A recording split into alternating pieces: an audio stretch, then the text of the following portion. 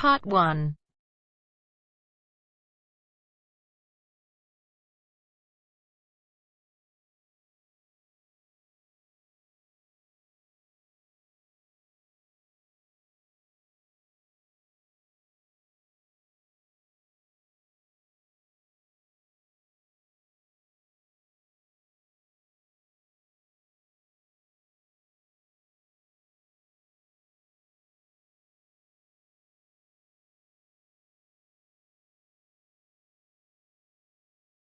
You will hear a man phoning to inquire about a job vacancy. First, you'll have some time to look at questions 1 to 5.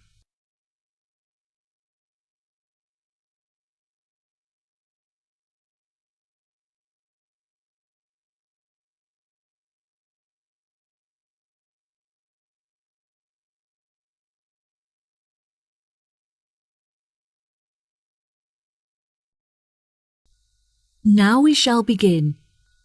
You should answer the questions as you listen, because you will not hear the recording a second time. Listen carefully and answer questions 1 to 5. Good afternoon, Palm Resort. Good afternoon. I am ringing about the job I understand you have vacant. Oh, yes. I'd like to find out some more information if I may. Yes, of course. Can I take your name? It's Freddie Lee. OK, Freddie. What would you like to know? First of all, I'd like to know where your resort is located. It's near the city centre on Jamieson Island. That's Jamieson.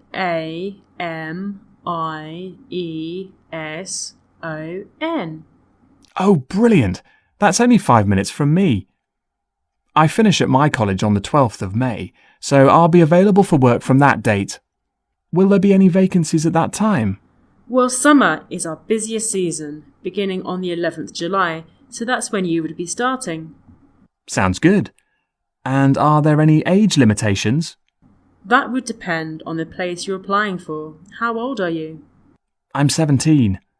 Well, we require our bartenders to be 18 or older, which means you would be working as a waiter. There are 4 vacancies. There were originally 6. However, we have since filled 2 of these. OK, great.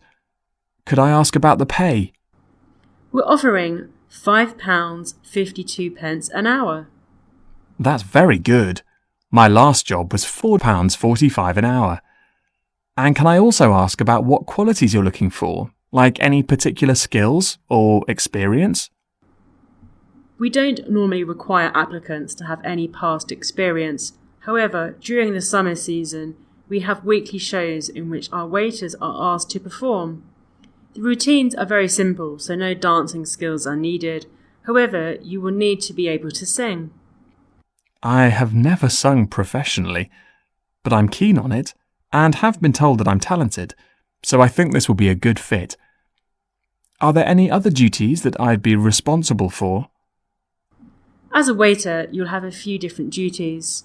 We offer table service, so you'll have to take food orders from customers and carry the food from the kitchen to their tables. We like to give our customers a relaxed experience, so we'll also need you to supervise and take care of their children. I have a babysitter, so I'm very comfortable doing that. Is there a play area for them in the resort?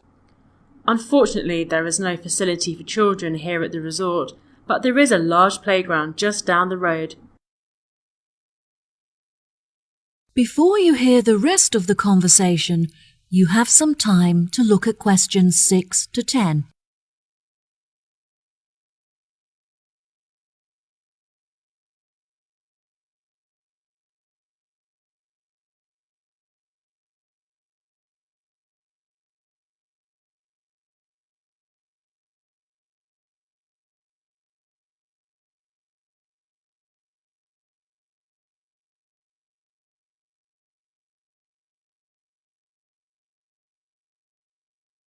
Now listen and answer questions 6 to 10.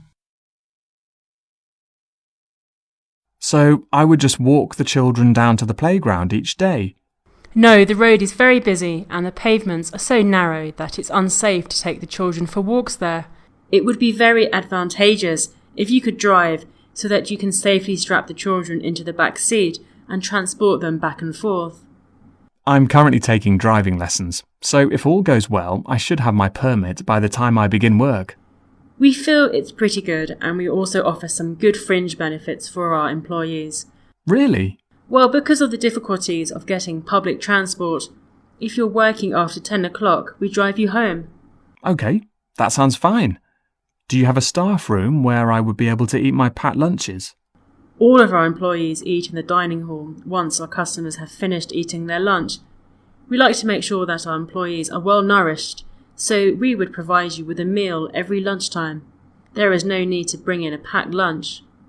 Wow, that's good to know. I think that's all of the information that I needed. I'll be sure to post my application to you later today. OK, sure. Once we have looked over your application, we may ask you to come for an interview. We normally hold our interviews on Fridays. However, the manager is taking a long weekend this week, so the interview would be on Thursday. Is that OK for you? That's good for me. Fine. 10:30 a.m? Yes, fine. Would 10 o'clock be OK? Perfect. And could you bring along a reference letter from your employer? Yes, that's fine. No problem. Could you tell me what else I have to do? Well, you need to come into the desk and fill out some forms. We need a document for ID, so a bank statement would be fine. I've got that. And what else? Well, you need to bring a photo with you. Having said that, it would be also a good idea for you to attach it to your application. This will help us to distinguish your application from the others. OK, no problem.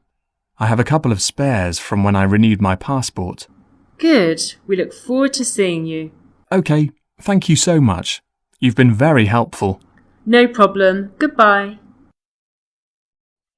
That is the end of part 1. You now have half a minute to check your answers.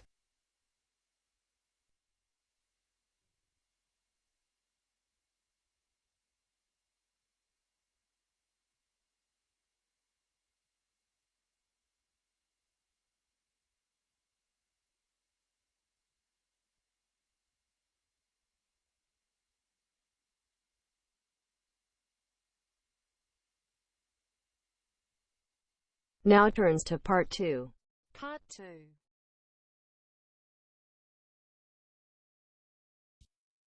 You will hear a guide talking to a group of visitors in a garden. First, you'll have some time to look at questions 11 to 14.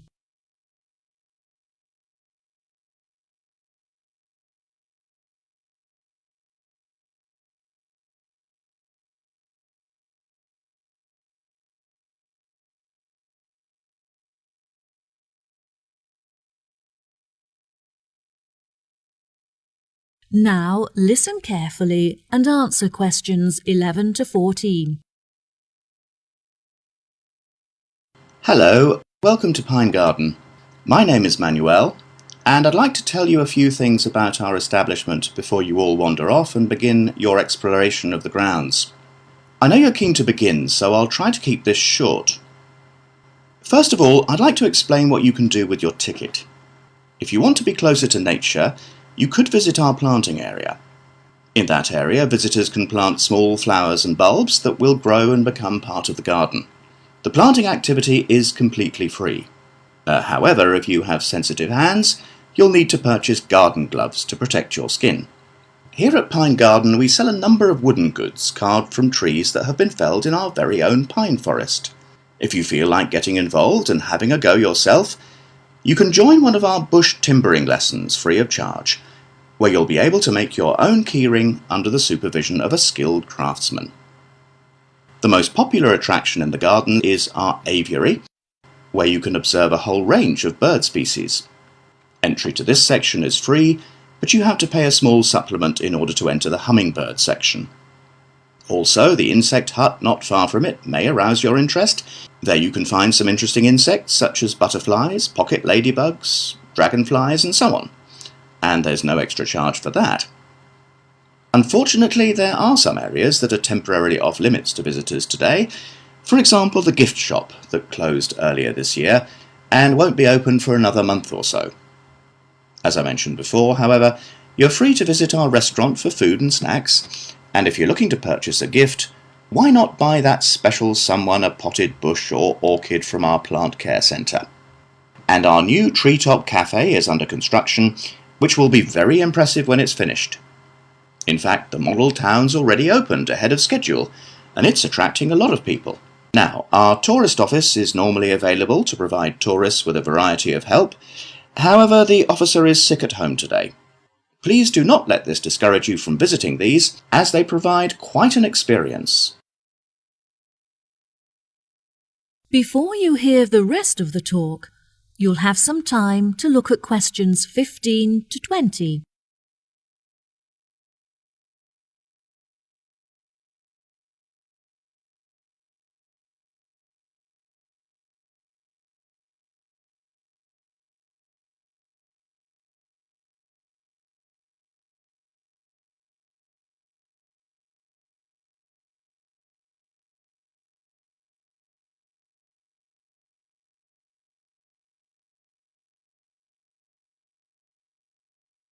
Now listen and answer questions 15 to 20. I also would like to introduce you to our plant specialists, who are responsible for the wonderful plant displays here at Pine Garden. Mrs. Mary is one of our experts, and she is personally responsible for our beautiful display of plants that are all found growing naturally in the local area. Mr. Burson has the difficult task of growing varieties of plants that are suited to much drier and hotter climates than ours, which means we do not have to store water on site. If you visit the glasshouse, you'll be able to see many plants that he has managed to cultivate without the need for rain or irrigation. Mr. Smith is responsible for the produce that you can eat in our restaurant, which ranges from varieties that grow under the ground to those that grow on trees and bushes. Now, Mr. Nooney here is our expert on the most commonly growing plant in the world, grass. You may have noticed how beautifully green and lush our grounds are, thanks to his specialist knowledge. Mr. Scanlon ensures that our soil is full of nutrients so that the natural habitat is supported and encouraged. He does this by fertilizing the earth with a special formula of his own creation. Finally, I would like to introduce you all to Dr. Mandelson. He is the manager of our landscaping team and works closely with our other experts to ensure that everyone works together to create a landscape that is both beautiful and sustainable. Well, that just about rounds it up. Now, if anyone has any questions... That is the end of part 2. You now have half a minute to check your answers.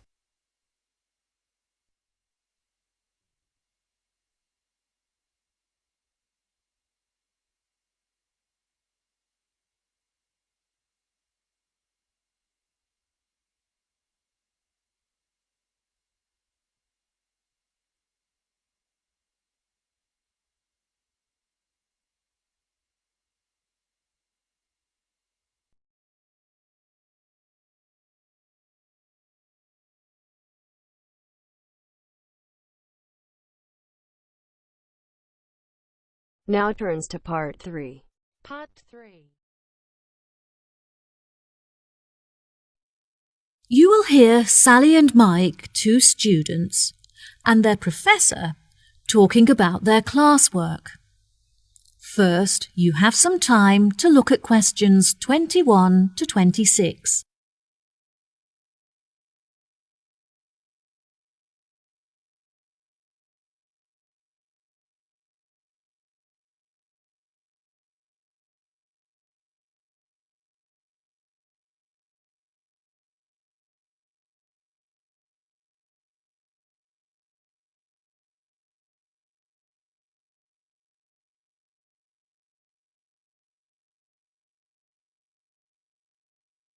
Now, listen carefully and answer questions 21 to 26.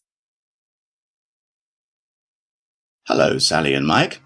Hello, Professor. Welcome to the third meeting of our after-school club, where we discuss topics from the syllabus in order to help you to understand your classwork better. Now, I hope that you've read the notes I gave you last week on the ancient African traditions, as this will be the focus of our discussion today. Who can tell me how they were able to recognize different stars? Did they measure the distance between them? No, Sally, I'm afraid that's incorrect. Mike, do you know the answer? Historians used to think that the ancient Africans recognized stars by observing the manner in which they affected each other, but further research showed that they used the location of the stars in order to distinguish one from the other. Well done, Mike. Very good. Can either of you tell me anything about the Wayaka people? They have a lot of money, but do not trust banks to keep it safe. They believe that it's in their best interest to help themselves, not assist others. Instead, the tribe looks after their own finances and generate income from lending money to others in low-interest loans. What problems do the Africans suffer from? They used to suffer greatly from drought. However, they have now developed clever ways of overcoming it by moving to higher land. There are, however, far more predators in these mountainous areas, so it is vital that the Africans learn how to protect themselves in this new environment. Yes, that's right. Also, compared to more developed countries, the Africans are less concerned with their international status, which I find interesting. Very good. What else are the local people concerned with? Unlike other, poorer tribes, they have plenty of nourishing food, and they are able to afford vaccines that prevent them from catching diseases. They historically lived in the west of Africa, although later they were chased off their land by other tribes competing for food and water. It is their hope that they will eventually be able to return to their original homeland. Why has the financial condition of the African people deteriorated? Despite their modern transportation system, they find it very difficult to trade because their tools are not sophisticated enough to mine minerals from the land. They have permission to engage in these commercial activities, so once they have the right tools, they will be able to develop a very large income from trade. Do you think that this new income will stop Africans suffering from starvation in the near future? Unfortunately, I don't think so. They should be able to start trading next year, but they will only have enough income to start growing sufficient food and crops to support the local people in the long-term future. Yes, that's correct. Before you hear the rest of the conversation, you have some time to look at questions 27 to 30.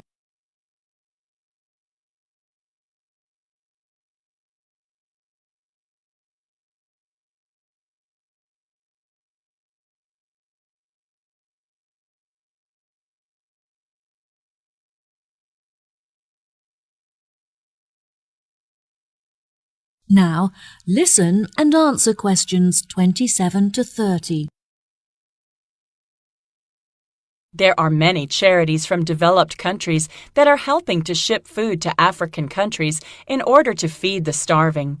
Unfortunately, it is difficult to transport a lot of food to the right places, but Africans are very good at sharing and making sure that everyone gets something to eat. African governments are also starting to pay more attention to the needs of their people. They have been directing a lot of money to help build schools in the more impoverished villages as a part of their new education plan, which is fantastic. This means that, hopefully, all African children will be able to attend school daily without having to walk long distances. Yes, absolutely. Do you remember any other information from your class notes? Historically, the tribes in Africa often used to migrate across the country in search of food and water. They would live in tents that were easy to dismantle and transport to other locations. That's true, but now they are being encouraged to settle down in one area so they can establish colonies and build facilities for themselves, such as houses and schools. Some villages have even developed specific customs. For example, the Wayaka people consider it impolite if you do not bring gifts when visiting someone. Bravo! You've both contributed fantastic points to our conversation. That concludes our session for today. I'll see you next week.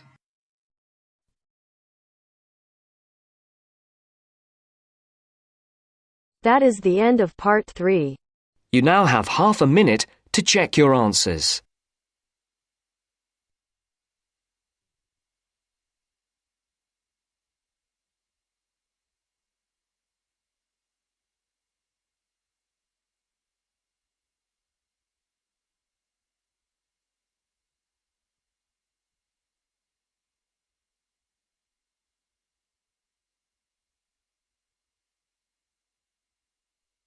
Now turns to Part 4. Part 4. You will hear a talk on the research of the sensory systems of different species. First, you have some time to look at questions 31 to 40.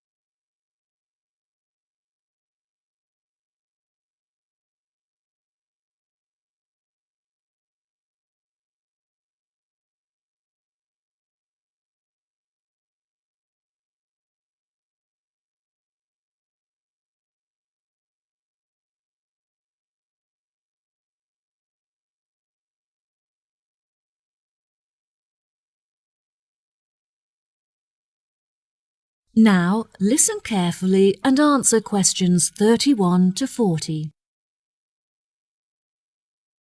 Good day, ladies and gentlemen. Welcome to the second lecture in our series on animal senses. Today I'll be comparing the sensory systems of different species and discussing how these senses enable them to explore their environment. When it comes to the sense of smell, you may think that human beings have powerful and well-evolved sensory systems. However, some animals have a sense of smell that is far more powerful than ours. Dogs, for example, have a sense of smell that is 40 times greater than a human's and can distinguish 220 kinds of smell. Some animals can even smell odours that are undetectable by the human nose, such as carbon dioxide. There are also animals that have a relatively weak sense of smell. For example, there are species of beetles that can recognise the odours of certain plants but not others. The bee is an interesting example to examine in reference to smell because they experience this sense via their antennae. Bumblebees have stings, but it's rare that they actually use this weapon. When a bee feels threatened, it will use its legs to signal and warn others about the threat before it stings. This is called a signalling posture and involves the bee lifting its two back legs into the air. Within any hive, there is a hierarchy with the queen bee at the top. The queen bee is able to control the colony by monitoring its movement through her feet. The queen bee is the only reproductive female in the entire colony, and she is also able to sting multiple times, unlike the worker bees that will die if they sting. In the insect world, scent can also be used to facilitate mating, as females decide whether or not to mate with a male, depending on the quality of his scent. One such example of this is the female butterfly, who will only mate with the male butterfly that produces the strongest pheromones. This is how the species ensures that only the best genes are perpetuated in order to create the strongest offspring. Next, we move on to the hearing sense of beetles. Interestingly, beetles do not have ears, but instead use their feet to detect vibrations caused by sound. This is particularly useful when searching for food among the trees in which they live, as they are able to detect the location and movement of their prey by monitoring vibrations in the woodlands. The final sense that we'll be looking at today is sight. Snakes are a particularly interesting case study, as they do not see shapes and colours as humans do, but instead hunt their prey by detecting the heat radiating from their mouths. This makes them incredibly effective predators, as they are able to zero in on their prey very quickly and efficiently. From a distance, a snake is able to locate the heat radiating from a mouse, for example, and upon moving closer will be able to determine its body shape. This can help prevent the snake from attempting to attack prey that is too large for it. Once a snake has killed and eaten its prey, it goes into a state of hibernation, whereby all of its energy is directed towards digesting the food stored in its stomach.